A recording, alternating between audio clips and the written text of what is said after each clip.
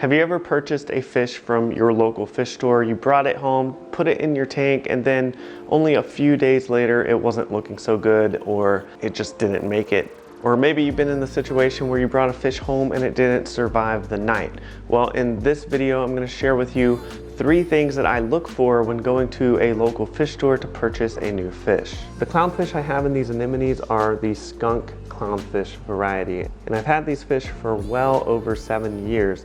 And the way that you can do that, find the perfect fish to last a long time that you can enjoy in your aquarium, is by picking the right fish the first time. Now, when shopping for a fish, you want to make sure you get a fish that is moving around, a fish that's swimming around actively in the tanks at your local fish store. You don't want to pick up a fish that is already breathing heavy, or a fish that's being picked on by other fish, or a fish that's sitting on the bottom. Unless it's a fish that's perching on the rockwork or perching in the holding tank, then that's okay. But for the 99% of all the other fish in the fish store, you want to find a fish that is actively swimming. Now, it's easy to pick up on a fish's personality and characteristics if it is actively swimming around in the holding tanks. You never want to get a fish that is not moving or laying on its side or just looks sad and unhappy. The goal of this video is to share with you a few tips to help you pick up that brand new fish for your reef aquarium, to give them the best start that they can, and to help you pick up a fish that is going to do well in your reef aquarium. Now, the next tip, and probably the biggest tip out of all of these, is you want to find a healthy fish. Now, you may be saying, Joey, of course I want to find a healthy fish. But here's exactly what that looks like.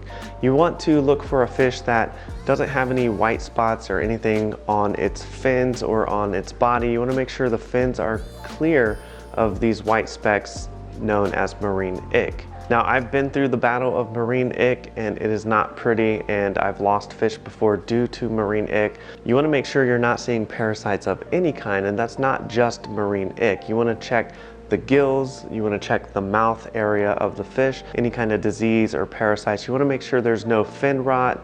You want to make sure that the fins are not torn in any way. If you see a fish being beaten on, battered, or beaten up from another fish. Now, if you do see any of that at your local fish store, do make them aware of it, so that way they can put that fish in a different holding tank with a less aggressive tank mate, or in a holding tank by themselves, so that they can heal over time.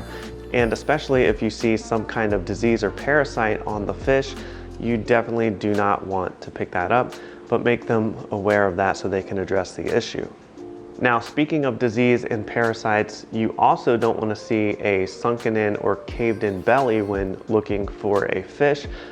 And that leads us to the next tip, is that you can ask the local fish store if they can feed that fish, and you can see their feeding habits and their feeding responses. You don't want to pick up a fish whose belly is sunken in or caved in. That means they're not eating, their health is poor, and they're not doing well. And you don't want to try to take that fish home thinking, well, I can rescue them in my aquarium because my aquarium is well suited and equipped for that.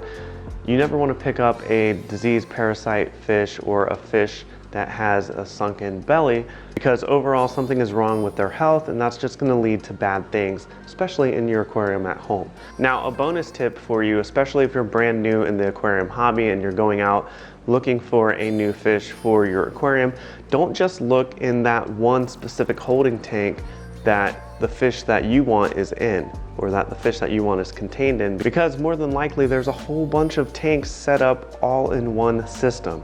So you want to take a look at the entire system while you're there. Look for any fish that aren't doing well, look for any white spots or parasites, anything like marine ick on other fish. Look for fish that are not doing well or not eating as well. See if there's any fish in that system with sunken or caved bellies. But that is all going to help you make a decision whether or not you want to purchase a fish from that local fish store, or pick up that specific fish that you're looking for. Remember, you want to pick up a healthy fish for your reef aquarium, a fish that's going to do well and have a long life, a fish that you're going to enjoy to watch every single day in your aquarium.